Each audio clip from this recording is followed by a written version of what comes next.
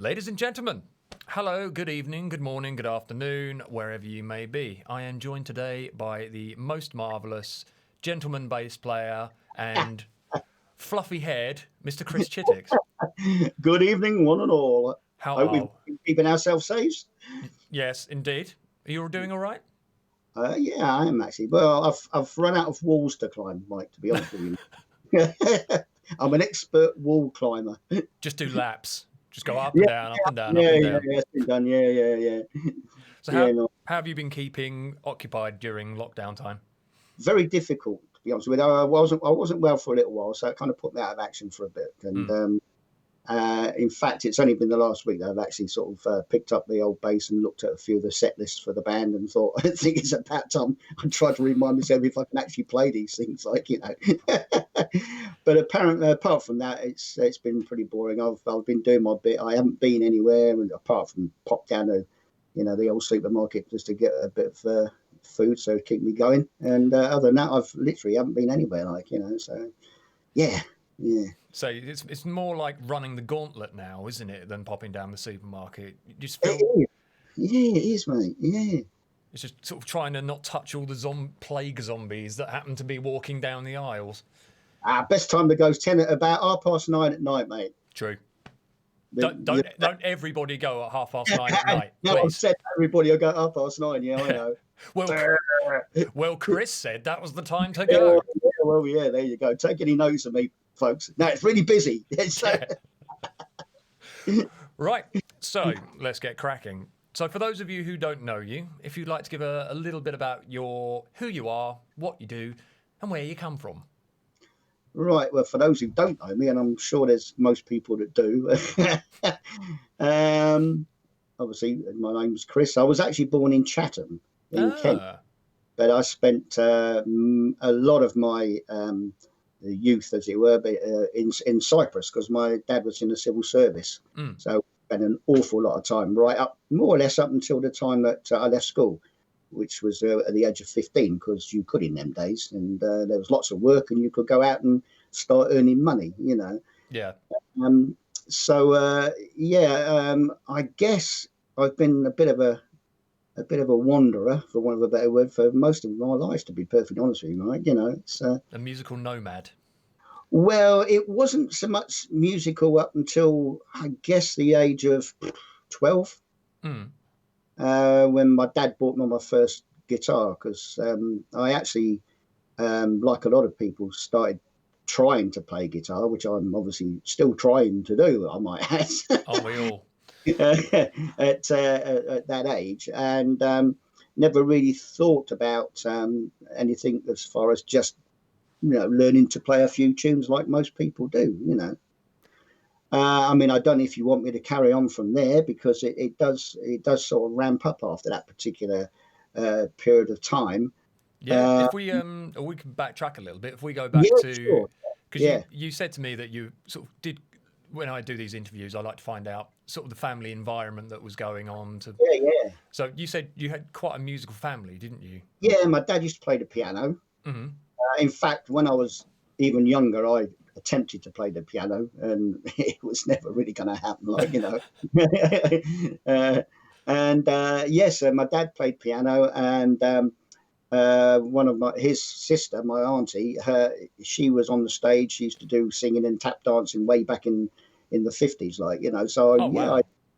I guess there was a bit of a musical background there. My mum always said she'd like to play the triangle, but it never kind of worked. Her timing was rubbish. So yeah, I have got a musical background within the family. Yeah, absolutely. So what actually prompted you to pick up, was bass your first instrument? No, not at all. Well, what it was, moving on from when I started work, I became a trainee chef. Oh, okay. At the age of actually 16, because previous to that, I thought I wanted to be a joiner and a carpenter.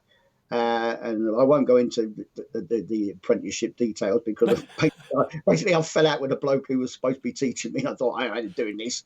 And my second idea was I'd like to be a chef, because I used to like doing a bit of cooking. Anyway, so I was how that came about. I at the time I think I was about 13, and I was in a little local band called the Risers. Believe it or not, we were playing stuff like the Shadows, really, and all that sort of thing, And I was just playing a bit of rhythm guitar, very badly, I might add.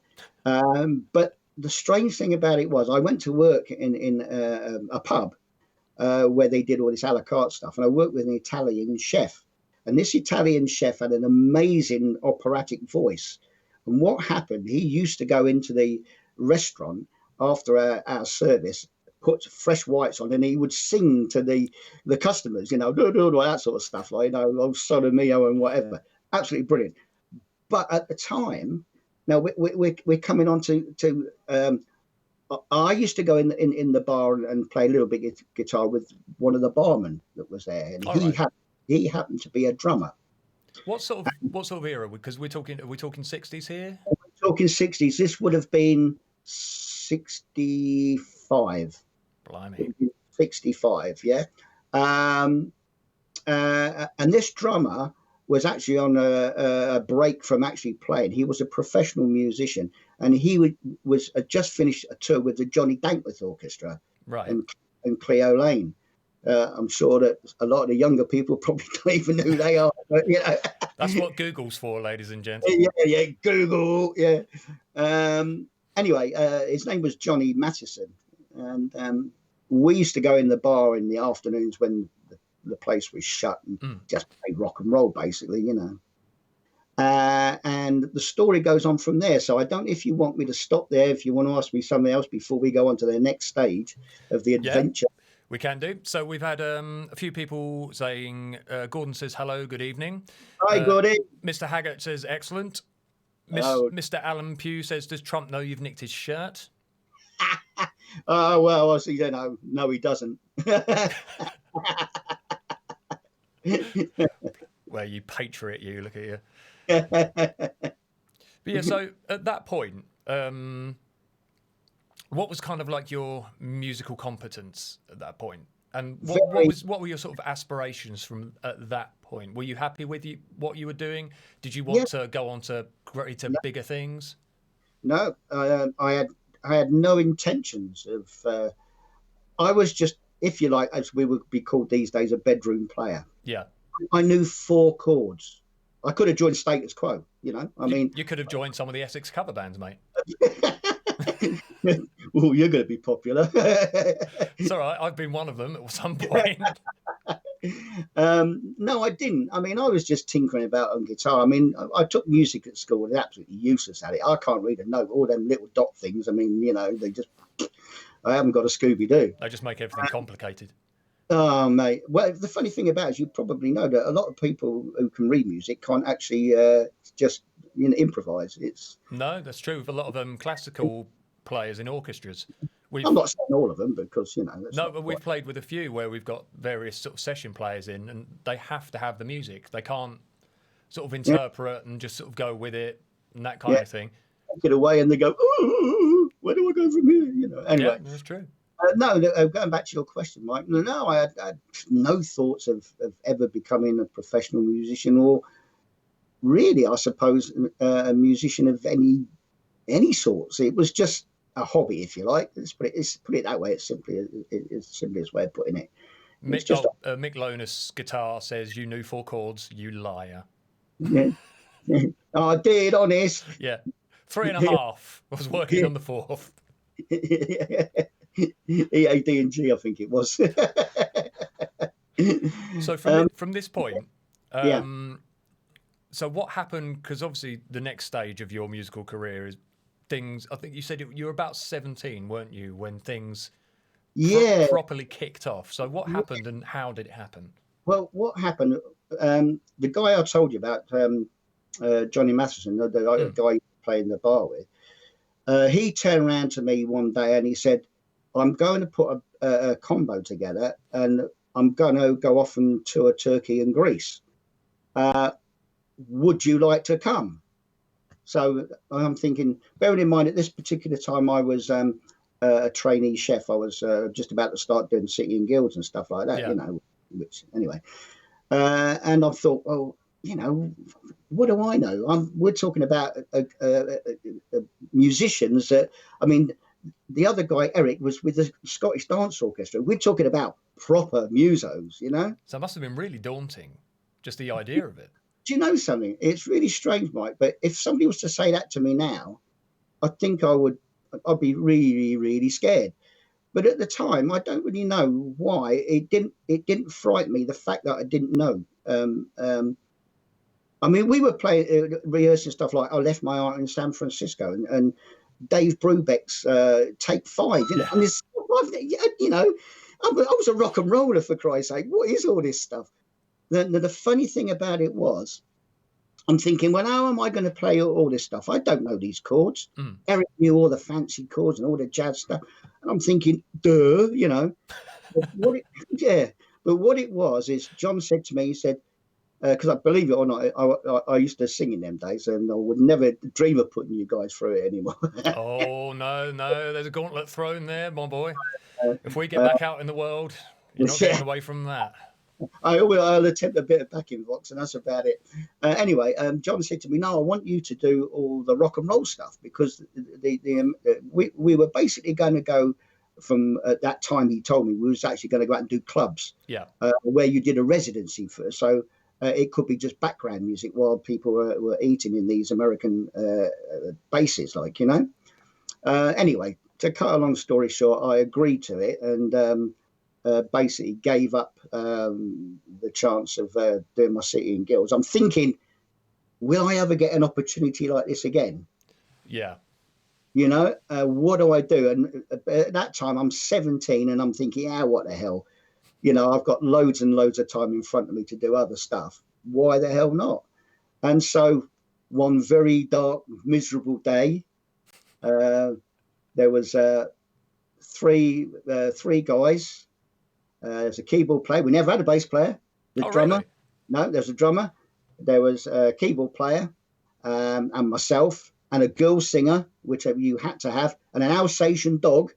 Excellent, of course. All jumped in a Bedford Dormobile and headed off towards Dover. See, now that is the proper setting for a band story, isn't it? The things that happened across the continent on the way out, mate, is unbelievable. It really is. But it was an adventure. The journey to Istanbul, which was our first port of call, was an adventure.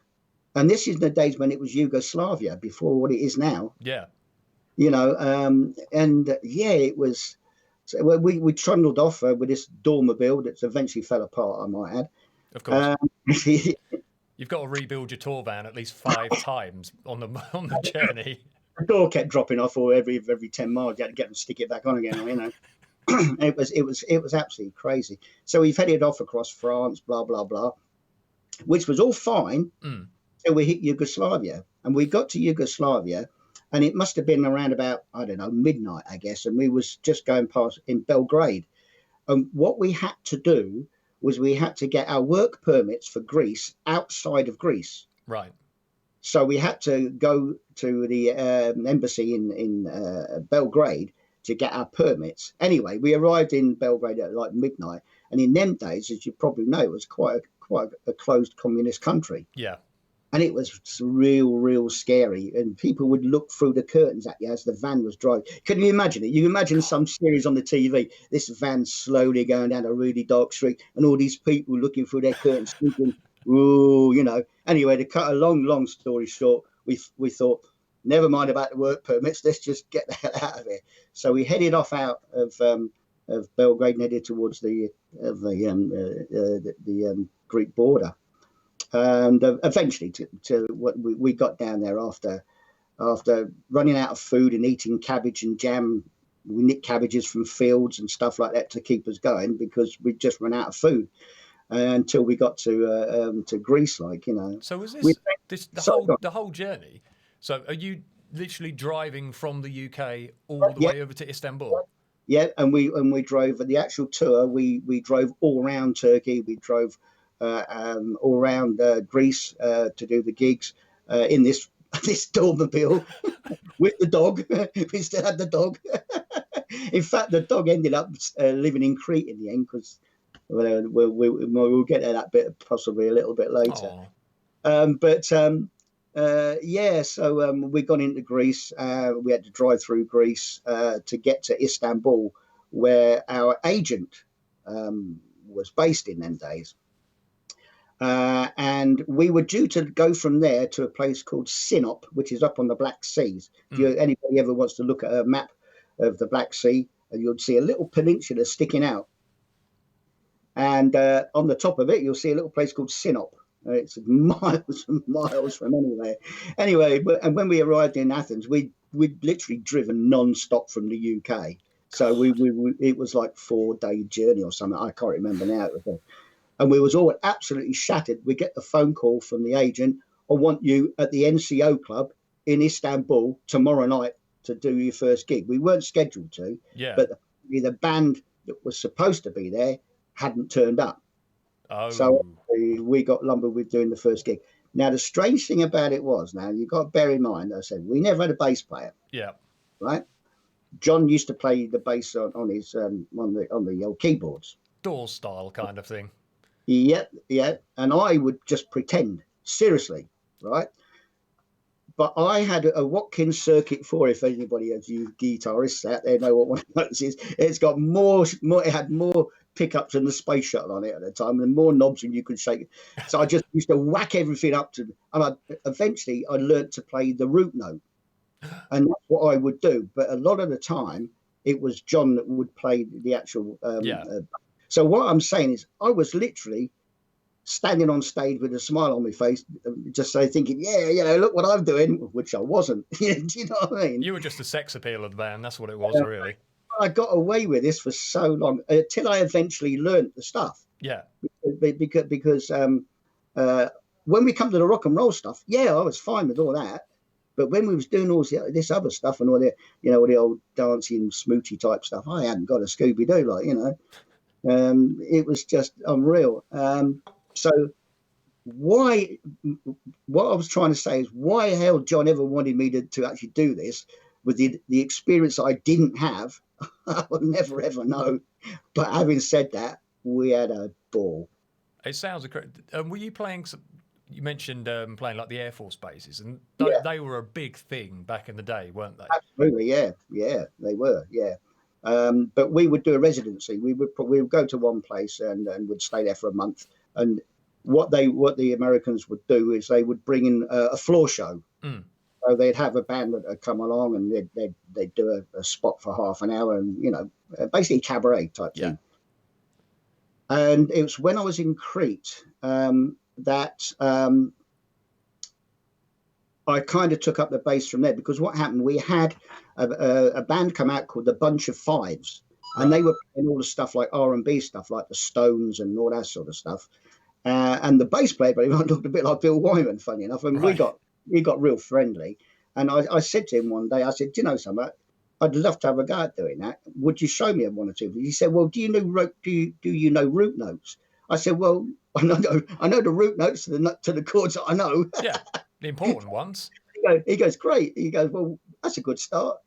Anyway, that is basically when I decided that I don't want to play guitar anymore. And went to Athens to see the Rolling Stones in '67. Yeah. In a big football stadium. And while I was there, I bought my first bass guitar, which was an EKO violin bass. Oh, wow. And that is how I got into playing bass. Amazing. So, yeah. We've had Lee Chitticks has said he still mimes, so don't be fooled. He's not wrong. No. Nice one, son. Yeah. Well, why go through the effort of learning to play something if you can just get away not doing it? It's just too much work. I've been bullshitting it for years, Mike. I don't see why I should change stuff. So was that at the point you had a record contract? Was that? No. Did that come later on? Yeah. What happened is we went to do, with that particular tour, you did Turkey, Greece. Yeah. Yeah.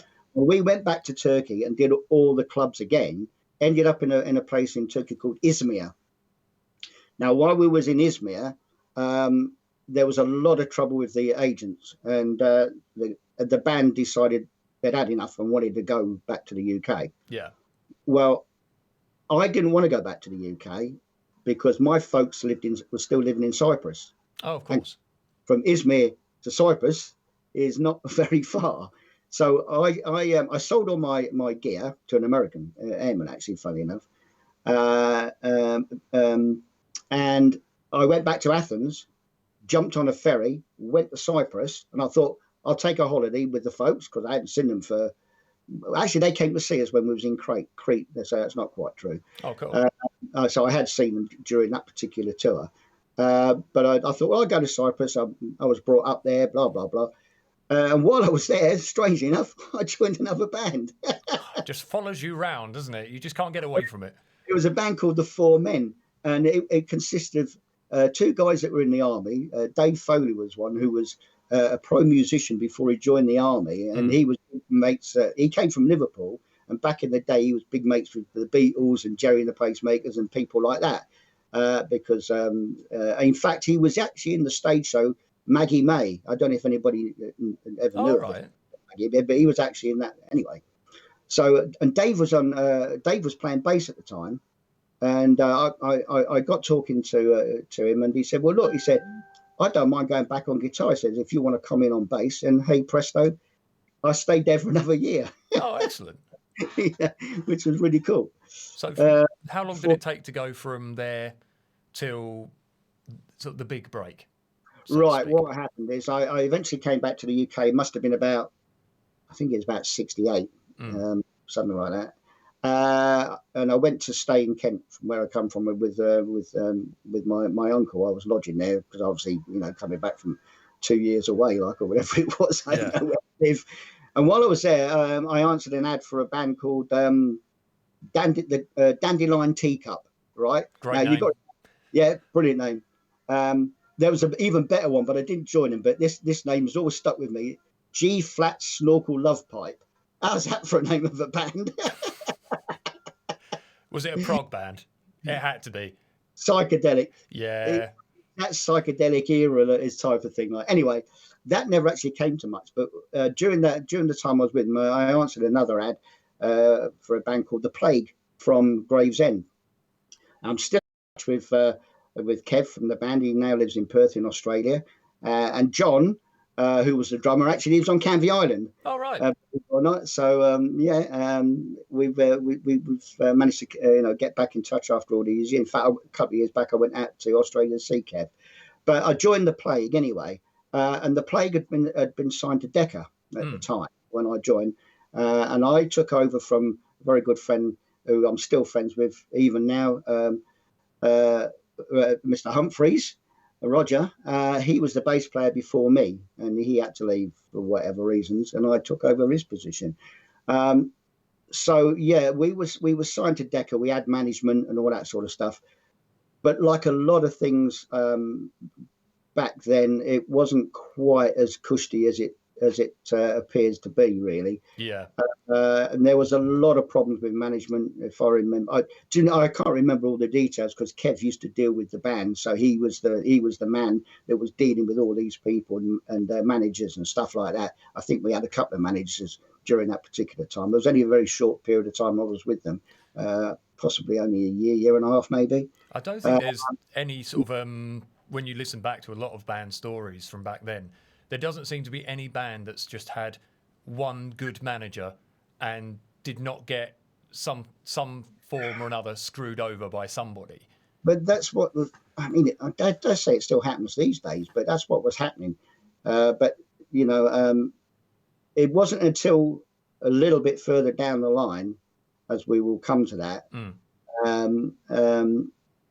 that things for me changed towards my attitude towards the music. Anyway, to cut a long story, yeah, we had a really good run. We was very, very popular. And during that time, we were. What was great about that particular time that unfortunately young bands don't get the opportunity to do today, Mike, is we would be out supporting people like Joe Cocker. Yeah. Right. And that was at Southend Kersal, the old Southend Kersal. Oh, wow. Right? Gino Washington, we were there with as well. We went to the California Ballrooms, which is no longer exists, like a lot of venues. Yeah. That was with The Herd, with Peter Frampton. when he was a little 16-year-old frontman for the Herd. Oh my God. From the Underworld, they had From the Underworld, which was probably their biggest hit, I guess. So what kind of music were you playing, by the way? Sort of what sort of stuff?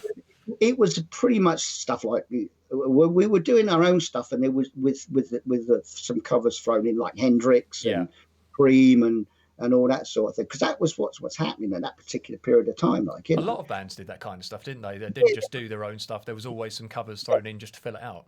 Yeah, well, the great thing about it was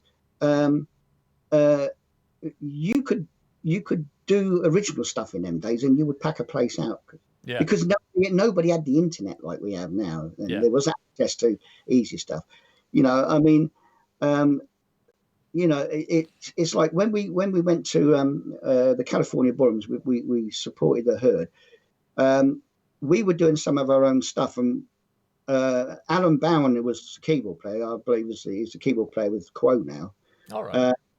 And I remember when we was in the changing room, Peter Frampton sat in the corner of the room, just a quiet little lad, didn't speak a word, not a word, and who was to know he was ever going to become a mega star? Do you know what I mean? Did he have that same hair? He had hair. Yeah, he had hair. yeah, unlike now. It was the same with, we used to support Sweet quite a bit. Well, I say quite a bit, 2 or 3 times. Oh, but brilliant.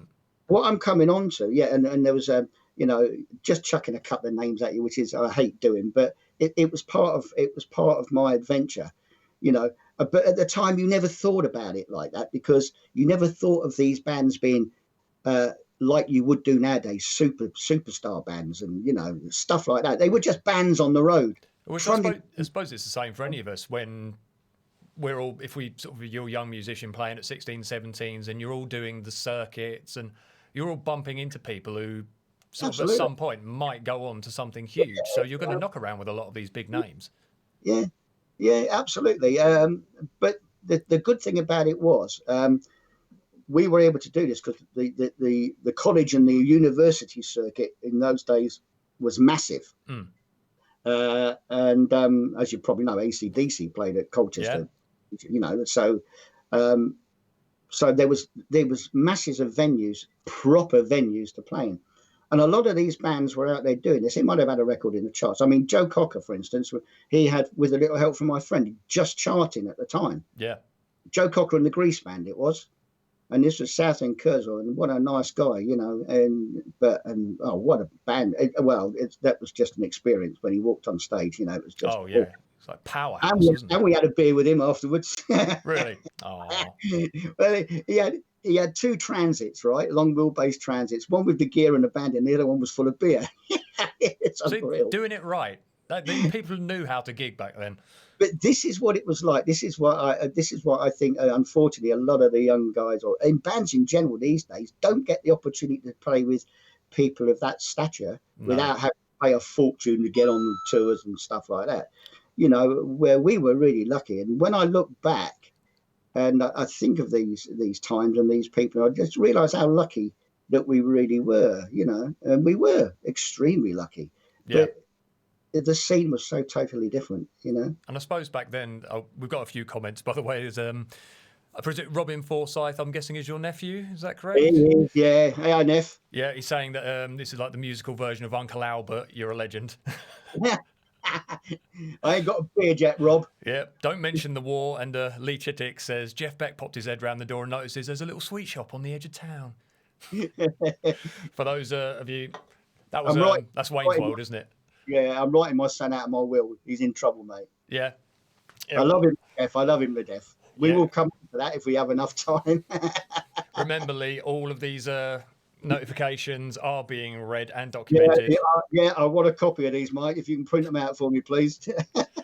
Go on. Sorry. So there's I think that's one of the big, and we'll probably talk more in depth about this, about the sort of differences between obviously the music industry back then now, because you've been in it for a long time, so you've seen the changes.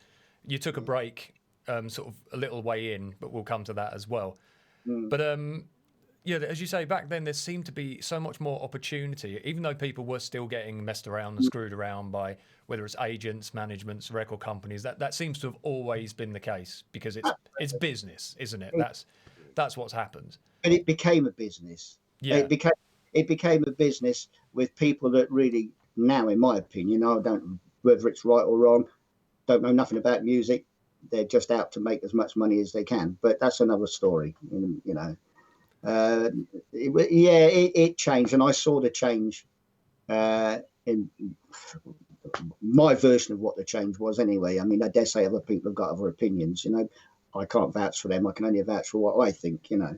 However, you know, go on. Sorry, I interrupted you. No, that's fine. That will lead us on sort of nicely to our next part. So at this time, while you were doing all this stuff, supporting Joe Cocker, the Sweet, seeing Frampton hiding in the corner, how did you feel about music? Did you feel that this was meant to be? You're looking to the future. There's a sort of long, glorious career ahead of you. How did you feel in that moment?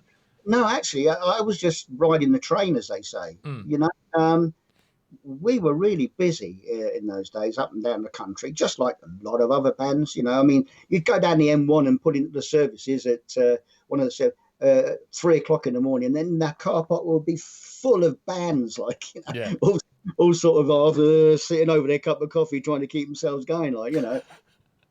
And it was, you kind of I never actually thought about it being a career. It was just something that we were doing. Yeah. I don't know if that kind of makes sense. I didn't think that, oh, maybe one day I wanted to be a superstar or nothing like that. I just was enjoying the ride. Yeah. It's the easiest way I can put it, really. So this glorious train journey, when did it start to derail for you? What happened? Right. What happened when I left when I left the Plague? I moved to Dorset, and while I was there, I formed another band called Graveyard. They're really cheerful. Yeah, I was going to say, there's such upbeat, positive bands you've been part of. I have to be honest, I never liked the name, but it was 3 against 1, so I didn't have a choice, really. And once again, I am still in touch with the guys to this day, apart from poor old Alan, who unfortunately we lost about 2 or 3 years back now. But the other guy, Steve Harris, he lives in between Spain and Hamburg these days. And Pete Starkey still lives in the same house in Dorset. Every time I go down there, I always go down and have a beer and that. We have, you know. Anyway, Dorset's lovely. Why would you want to leave? Well, yeah, I don't know. Well, I'll tell you why in a minute. Because yes. So anyway, I formed this band called Graveyard, and we became quite successful on the scene within Dorset and all that sort of area, along with another band called Crimson Earth. We were kind of I don't know, I guess we were the sort of the leaders of how it all started in that particular area. Yeah. And funny enough, Titch Martin, once again, I'm still in Titch. Titch actually lives in Cyprus. He was the drummer with Crimson Earth, you know, and Chris Wynn, who was their guitarist. So we are still in touch after all these years. Anyway, we diverse. What happened was we were rehearsing one day in a village hall in the middle of nowhere, because, you know, Dorset, isn't it? Yep. Right. We were just on a break, and there's a knock on the door, and this bloke walks in. And I haven't got a clue what his name was. I can't remember now. Jeff Berlin, I think it was, or something like that. Not that it really matters. And he says, "I've just been outside, boys, and I like what I heard. Would you like to come for a recording test? Because in them days, they had talent scouts. Yeah. There was none of this sending your CD in like, you know, millions of other people. Anyway, so we said, oh, well, yeah, okay. Who's it for? EMI. Wow. Right? At Abbey Road. So we've gone, yeah, okay, pal. Yeah. Nice. Yeah, so, bye. Yeah. I go, all right, who's put him up to that then, you know? What joker? Anyway, to cut another long story short, 3 weeks later, we get a letter from EMI, Abbey Road. Could we be at Abbey Road on such and such a day, such and such a time, Studio One for a recording test? So we were gobsmacked, you know. Anyway, we've trundled off up to Abbey Road. We've gone in.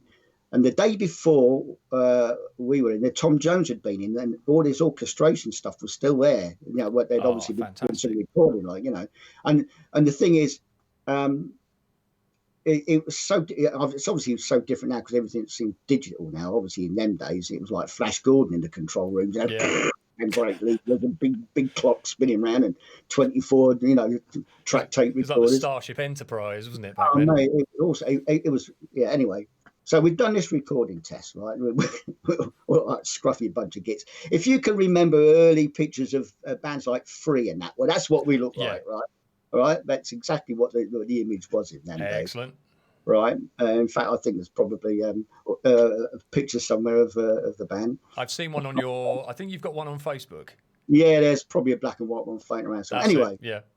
So we've got called into the control room, and this is settee. We're all sat there like a bunch of twiddling our thumbs. And these people in them days, EMI, they had to wear shirts and ties. There was none of this t-shirt lot. Yeah. The old George Martin type stuff. Haven't got a clue who this bloke was. Scooby-Doo who he was. And he says, right, guys, he said, I really like what we've heard. And we'd written about, I don't know, 4 or 5 albums worth of music in them days. And he turned around to us and he said, how much money have you got? Well, we were up to our eyeballs in hire purchase in them days, Yeah, I bet. I had 3 Marshall stacks, that was just the bass rig. Yes, yeah, I'm still as bad. I know I can't be doing with little rigs, and all this sort of stuff. So we didn't have any money. So he said, right. He said, oh, okay. He said, well, I don't think there's much we can do for you. So me being me, because I didn't really understand the recording business. Yeah.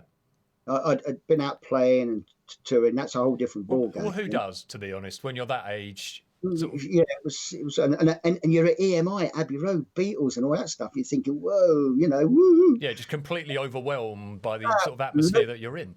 Yeah, so I've said to this chap, I said, well, hang on a minute. I thought the idea was you've just said that you like what we play. We've told you we've got 3 or 4, whatever it was, albums worth of stuff that we could record over whatever. You sign us up, give us an advance. We pay off our debts, hit the road and blah, blah, do the recordings and then go out and promote it. And he goes, no, basically, no. He says, that's not how it works. This is the turning point, Mike. Right?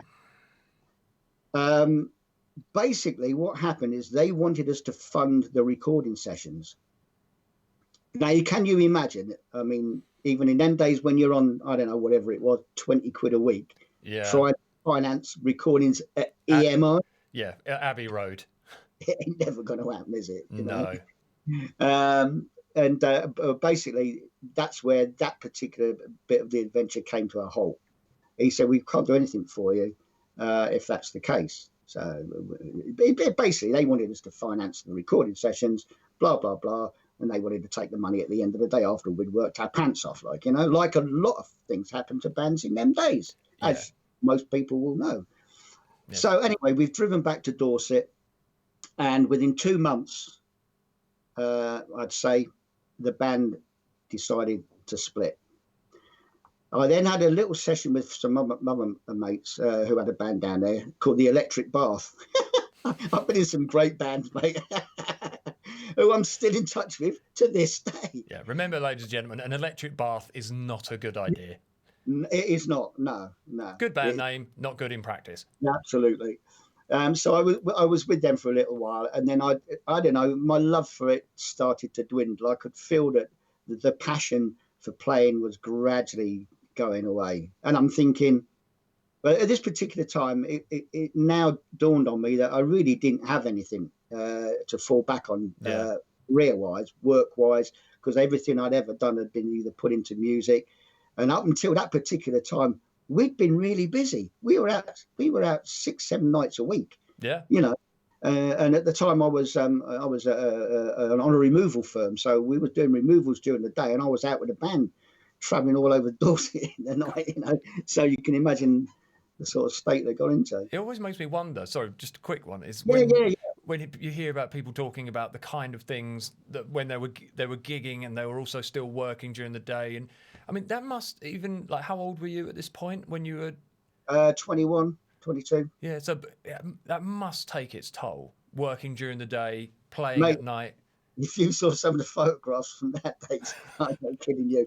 I had long straight hair down here, my eyes were like that, and I mean, I never ever touched drugs because I saw what it did to a lot of my fellow musicians. Yeah. But I understand how people would do that to keep themselves going. Yeah. You know, I've heard several sort of big musicians who said we basically just did coke to be able to keep touring. yeah. I mean, I never ever, and I can honestly say that hand on the heart, got involved because some of what I saw during my days of touring, mate, it was scary stuff. It was, and I just never ever wanted to go down that road, and I never did. So I was quite proud of that. I actually kept away from it, you know. Well done. So what happened? Thank you very much. So what happened is one day, for some strange reason, I don't really know why, because I've always, up to that time, I'd always been a free agent. Nobody ever told me what I had to do. Yeah. Ever. I joined the Air Force.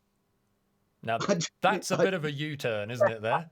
I joined the Royal Air Force because the inspiration for that really was my dad was in the civil service, and he was touring backwards and forwards to Cyprus. And I thought, well, if I can get into something that gives me still that opportunity to travel, yeah, because I was basically a gypsy, I suppose, for want of a better way of putting it. I just had to have that wanderlust again, you know. Yeah. And if I joined the forces, it might give me one, a trade. Yep. And two, I might be able to get around the world a bit. And basically, that was my reasoning for joining. No other reason other than those two reasons, you know. And I signed up for 9 years, and I only stayed in for 3. I was stationed in Suffolk. I bought myself out because you could in them days. And to this day, I'm still in touch with my sergeant. Oh, bless. Les, yeah. And a couple of other guys I was in the Air Force with as well. One was Brian, who we wrote songs with. I wrote songs with. He lives up in Scotland. He is Scottish, and we've been in touch over the past few months. Once again, we kind of found each other, you know. So you weren't, because obviously the Air Force, from what you told me before, didn't quite fulfil what you'd hoped. You, instead of sort of travelling around and still seeing the world, you ended up being stuck in Suffolk. I did, and the thing is that at that particular time, a lot of the stations around the world were cutting back, and obviously getting posted to somewhere, you know, exotic or whatever was actually becoming a problem. And I thought, well, I don't really want to be in this anymore. If it's not going to give me what I want, what's the point? So I came out and I got married, and I had 20 years without playing music. God, that's for a musician. Myself, 20 years just seems like an unfathomable amount of time to not be interested in something that was so much of a passion for so long. It was really, really kind of strange, but other things had taken over. Family life had taken over. My son was born. Yeah. And hello, Lee. Hello, Lee. Don't worry, it's all on paper. And it was really strange, actually, how I kind of got back into it again. Somebody found my scrapbooks. I keep scrapbooks. Here's one of the pictures from my scrapbook. Move it slightly to your... Yeah, if you put it in front of your face, then we'll see it. Oh, wow. That's 1966 in Turkey, all right? You're a handsome devil, sir. Has to be said. Yeah. James Bond, me, mate. But I kept scrapbooks, right? And they got put away in a cupboard and forgotten about. I've still got them. Funny enough, I got them out today, but I needed to sort them out. Oh, brilliant! And somebody found them and said, "What's all this?" So I told them the story, you know, and bored the pants off them. And said the person said, "Well, why don't you start playing again?" And all that sort of stuff. Yeah. Anyway, cut another long story short, I went out and bought another bass and an amp and that. I messed about with a couple of bands in Southend, actually, which really never came to much. So whenabouts are we here, sort of time-wise? Time-wise, where would we be? Oh, blimey. So it must be sort of around 90? Yeah, well, 90s? It was... Yeah, it was probably before that, because Lee hadn't been born. No, it must have been before Lee was born, actually, yeah. So it's probably probably late 80s, I guess. Gee, mate, I don't even know what day it is. Asking me what year it was. None of us do at the moment. All the days are just blurring into one. Yeah. Anyway, yeah, and it kind of went on from there, really. And the funny thing about it was, I never really got into a band as such. Jam nights were pretty much non-existent back then, so it wasn't even like I was out playing much. Lee was born, and it wasn't until he was around about the age of, I think it was about 8 or 9, we went to PMT one day, and I was having a chat with Tom in the drum department upstairs, and Tom's not there anymore. And Lee was being a little bit of a, bored, if it were. And Tom shoved him in the soundproof room. And he started bashing around on the drums like, Tom, get me some. And then Tom was looking over my shoulder because I had my back to him. And he said, has he played the drums before? And I said, well, no. It's the first time he's ever. And he said, he's got really good timing. Anyway, jump on a few years because all the he obviously became better as time went on. Jump on a few. And what happened, the first time that I really got back into a band was a band called 3 Miles High. Right. Which is some local guys from around here. Chris Coleman's was a guitarist. So we're probably looking now, best part of, where are we, 15 years ago, maybe 20 years ago? I can't remember exactly when it was now. I joined this band anyway. And eventually, the drummer in the band decided to move, or we was going to move to Norfolk, I believe it was. But during that time, Lee had come on in leaps and bounds. And I said to the guys, well, look, can Lee do deck work for us until, until he leaves the band? Yeah. Well, in the end, Lee ended up joining the band. And that was the very first band that Lee and I was in together. Oh, and that cool. was the very first band that I was actually in after that 20-year break. Yeah.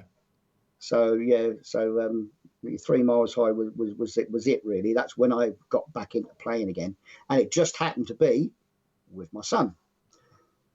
And how was that? How was that for both of you? Was it really enjoyable experience, or? Yeah, I don't know what it was. I've been really fortunate in as much as Lee and I get on like a house on fire. We have a lot of things in common. Music being one. I never ever thought he would be a musical person. But I can remember when I used to pick him up, because his mum and I split up when he was 7 years old. And I used to get him every weekend, and we'd be driving around the M25. We'd stick on a bit of Aerosmith, and he'd be bashing and tapping on the dashboard of the car. And I'm thinking, he's absolutely smack on in time with this, you know. And one day he'd turn around to me and he goes, Dad, he said, I can play that bit, Dad. And I thought, yeah, of course you can, son. And he did, you know. And it kind of went on from there. We just seemed to have this... I don't know, it just seemed to work for whatever reason, like, you know. We've been in several bands, as you probably know, since then. Yes. In fact, in every band I think I've been in, he's been the drummer. Yeah. Well, it's handy to have your own resident drummer in your family, isn't it? Because good drummers are always a bit tricky to find. That's why you get the good drummers always tend to do the rounds and play with everybody. Oh, absolutely, yeah. I mean, it was... Some of the guys on here probably remember No More Heroes. Well, No More Heroes. I got a phone call from Lee one day because he'd gone off in between time to do something with some guys his own age, and he said, "Dad," he said, "let's put a band together." He said, "I'm fed up with playing these wannabe rock stars because they're all we're going to be rock stars tomorrow, like, you know." And Lee said, "Oh, that's not what I want. I just want to be a drummer, you know." And hence No More Heroes was born. Right. How that all came about. And, so he kind of started that band off, which is quite strange because when he left the band, and I eventually had to leave No More Heroes through health reasons, and some people might know about those. I won't go into what the reasoning was, but it took me out of circulation for quite a few years. Yeah, it was a big knock, wasn't it? It was, yeah, and it was 6 years before I kind of got back into thinking about playing in a band again. But in the meantime, I was doing jam nights, so I kind of, kept my hand in. Yeah, I remember seeing you sort of popping up here, there, and everywhere Yeah, while it was all going on. yeah. So it was a little bit of a strange time, but hey, we got through it, Yep. And then I, I get another phone call from him one day, and he goes, "I've got an idea." I said, "Oh, what is Oh it?" dear. Yeah. He says, "Let's put a hair metal band together." He says, "And have some fun." Hence, Sounds Better Naked was born. say no more. So it's his fault. Yeah. For all people out there, it's his fault. Oh, of course, you just were forced into wearing spandex and a wig and But it was all such the good gubbins. fun. Absolutely, it was such good fun. And the fun thing about it was he had at the time he had a band called Breaking Illusion that were doing a lot of I their remember own. that name. Yeah. Yeah, they were doing a lot of their own stuff. Very good band. Mm. Well, Richard, who was their bass player, superb bass player, um, decided he would like to go being the vocalist in Sounds Better Naked. And I think it was a year previous to that, I was out in Holland and on a trip, and that is where I met Tom Smith. Yeah.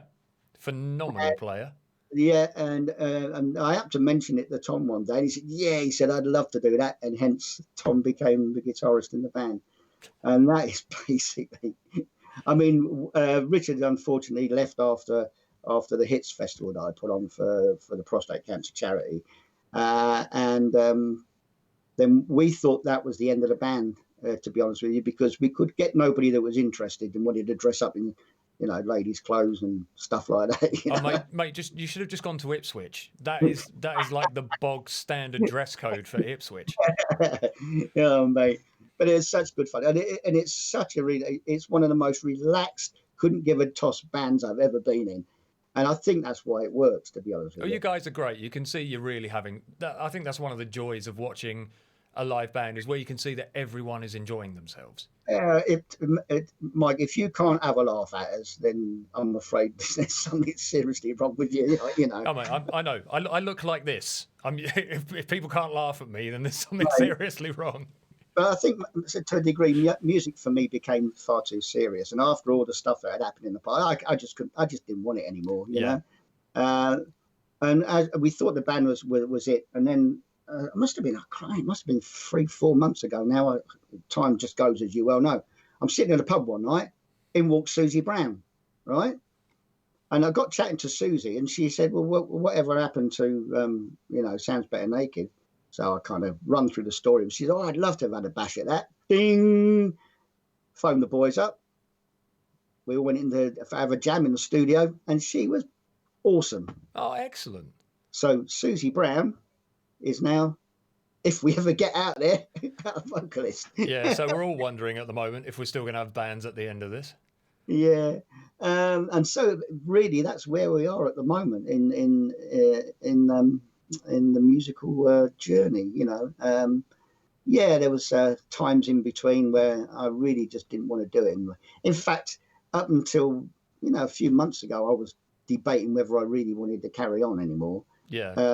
And to be honest with you, Mike, because of all the problems that I had, I did lose an awful lot of confidence, and I've always been a fairly confident person, and it was dealing with that was quite a problem for me, because normally I'm and off you go, and whatever, like, if it comes out right, it does. If it don't, who gives a toss, Yeah.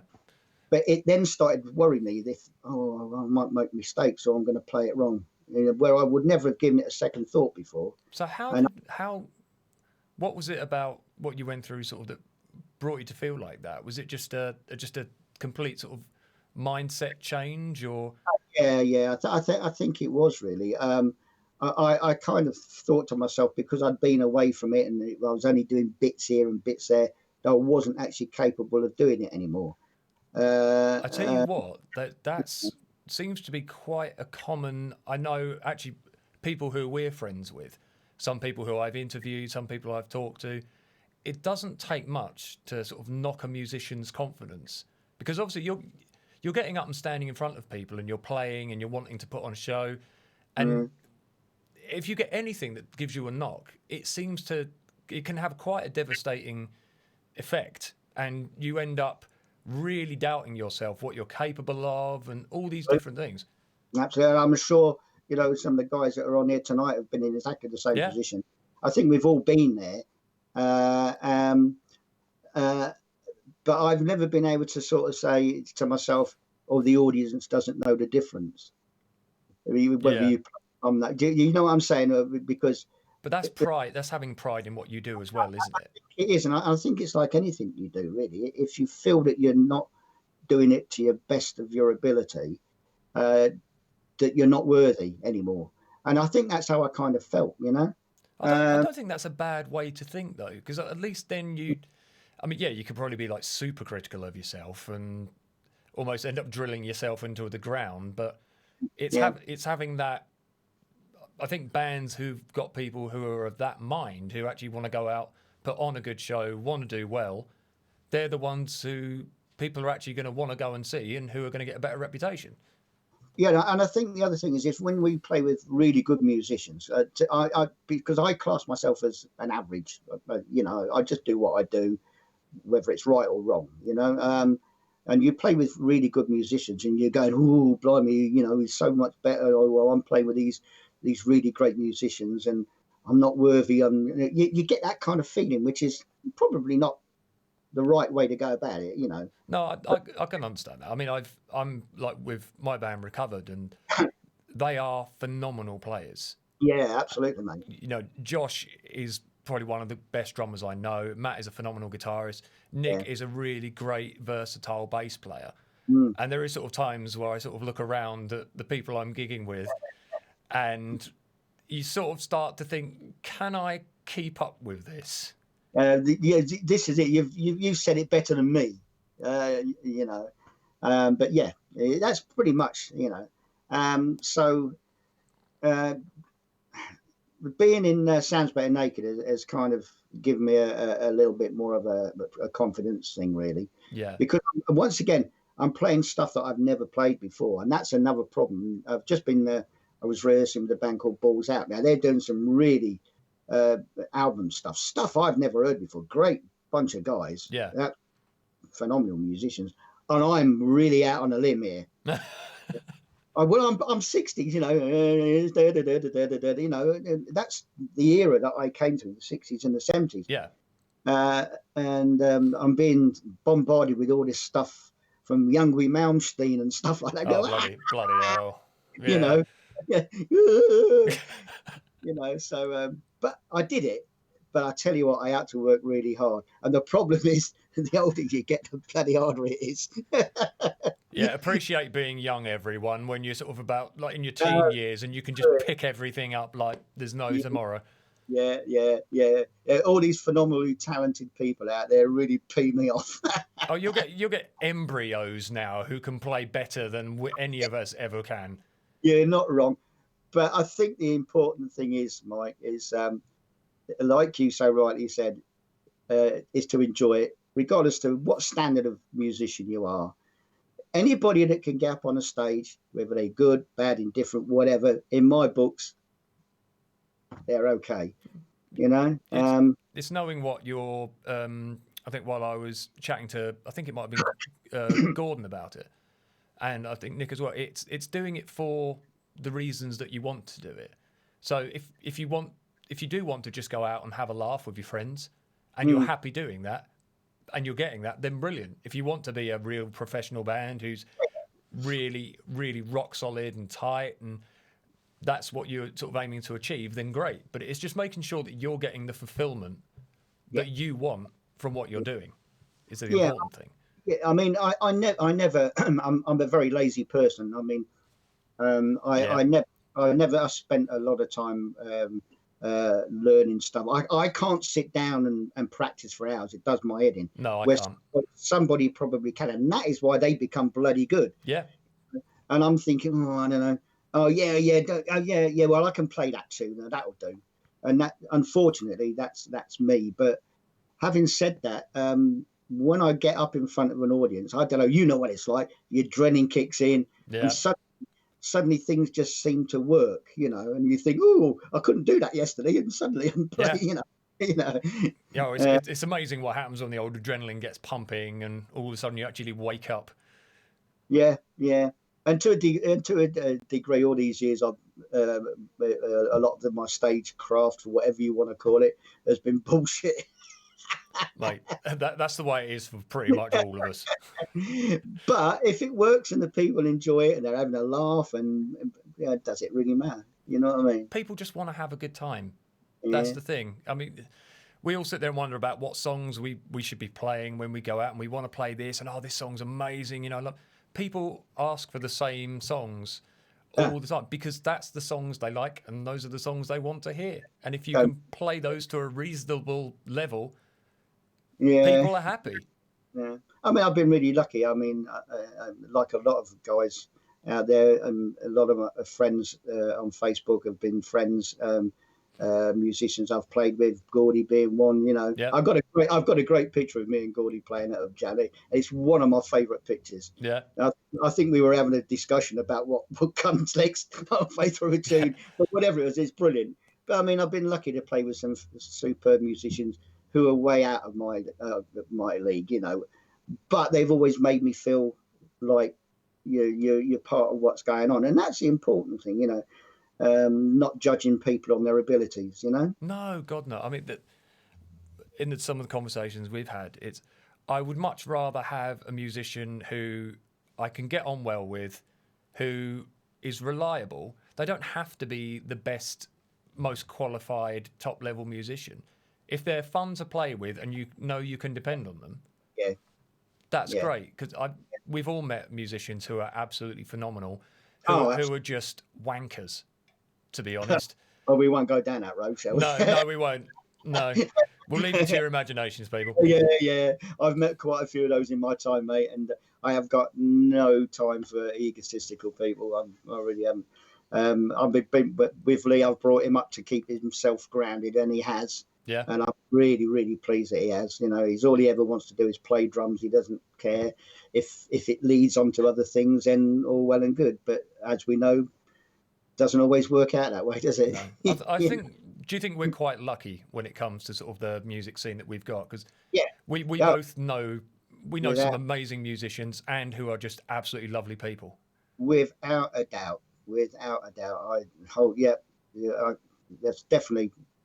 You know, the majority, everybody. I think that certainly that my friends and musicians are just super people. End of story. You know. Yeah. And I feel privileged that they are my friends. I mean, they might not be behind my back. Yeah. Oh god. No, they're all doing that musician thing where they're whispering and talking about how much of an asshole you are. No, but no, in all seriousness, no. I think we are very lucky, Mike, and I think because we've more or less got the same circle of friends, muso-wise, and we all know that they're all great people. Yeah. It's as simple as that, you know. And yeah, feel kind of privileged that they make me feel welcome when I do get a chance to, you know, get out there and play with guys. It's as simple as that, mate. Makes me feel quite emotional talking about it, actually, doesn't it? It does, but you know, I mean, you know, it's what it is, isn't it? Yeah. You know, I mean, that's the truth when it all comes down to it. So we are very, very lucky people in that. And you're right, we have got a fantastic music scene within Essex, Yeah. for sure. No, we are very blessed. Yeah, yeah. And I think that's probably a good note to end on, actually. Okay. Well, cheers, people. Here's a drop of the hard stuff to you. Best of luck. Everybody keep safe. Thanks for listening in, watching, or whatever. And I hope you wasn't too bored. No, it was great, mate. So I was looking forward to chatting to you, and as I knew it would be the case, you haven't disappointed. So it's been an absolute pleasure, and hopefully at some point we'll actually get to see you soon, which would be nice. I hope to get to see everybody soon. Yeah.